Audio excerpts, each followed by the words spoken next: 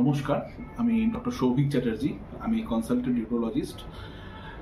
আজকে যে বিষয়টা নিয়ে আপনাদের সাথে একটু ছোটভাবে আলোচনা করব সেটা হলো বিপিএইচ এবং তার রিলেটেড ট্রিটমেন্ট নিয়ে।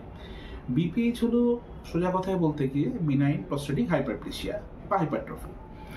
এইটা একটা ফিজিওলজিক্যাল চেঞ্জ। কোনো একজন সিনিয়র মানুষ ছেলেদের ক্ষেত্রে তারা যখন একটা নির্দিষ্ট এজ গ্রুপ 40-45 ক্রস করতে শুরু করে তখন ফিজিওলজিক্যালি প্রস্টেটিক এনলার্জমেন্ট শুরু হয়।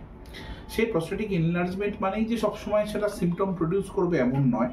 কিছু ক্ষেত্রে সিমটম প্রডিউস করে, কিছু ক্ষেত্রে পড়ে না।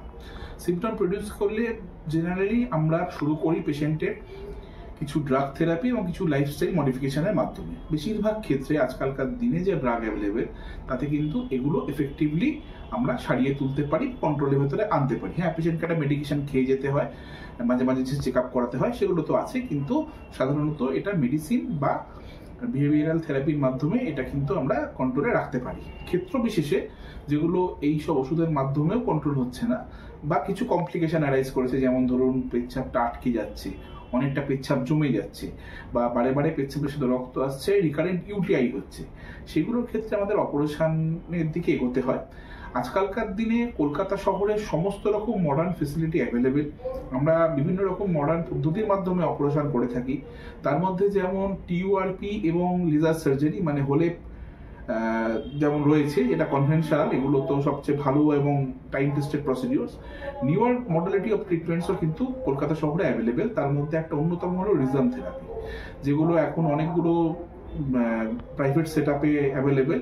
কিছু কিছু গভর্নমেন্ট সেট আপেও এগুলোর কিছু ট্রায়াল বা কিছু ইনিশিয়াল পদ্ধতিগত রকমভাবে হয়েছে কিছু পদ্ধতি, কিন্তু সেগুলোর রেজাল্ট কিন্তু এনকারেজিং। আমি বলবো না যে এক্ষুনি যে সেগুলো একদম ওয়েল এস্টাবলিশ হয়ে গেছে আমাদের এখানে, কিন্তু এনকারেজিং রেজাল্ট। এবং সেগুলো স্পেসিফিক্যালি কিছু গ্রুপ অফ মানুষ, যেমন যারা খুব বয়স্ক, যাদের ক্ষেত্রে ওটি করাটা খুব রিস্ক, এবং যারা একটু কম বয়স্ক, যাদের ক্ষেত্রে ইজাকুলেশন বা সেক্সুয়াল ফাংশনটা রিজার্ভ করাটা খুব জরুরি, এই দুটো গ্রুপের ক্ষেত্রে কিন্তু এই পদ্ধতিটা খুব, রিজম থেরাপিটা স্পেসিফিক্যালি খুবই ইফেক্টিভ এবং খুবই রেকমেন্ডেড। এছাড়াও রিজম ছাড়াও এখন আইটিন বলে একটি প্রসিডিউর এসছে, অ্যাভেলেবেল হয়েছে, অ্যাকুয়াবলেশন অ্যাভেলেবেল হয়েছে, যদিও এগুলো এখনো আমাদের কলকাতা শহরে অতটা অ্যাভেলেবেল নয় বা অতটা প্রচলিত হয়নি। কিন্তু এখনকার দিনে আমাদের কলকাতা শহরে একজন দক্ষ ইউরোলজিস্টের কাছে আপনি পৌঁছলে সমস্ত রকম মডার্ন ট্রিটমেন্টের আপনি উপযোগিতা পেতে পারেন। নমস্কার।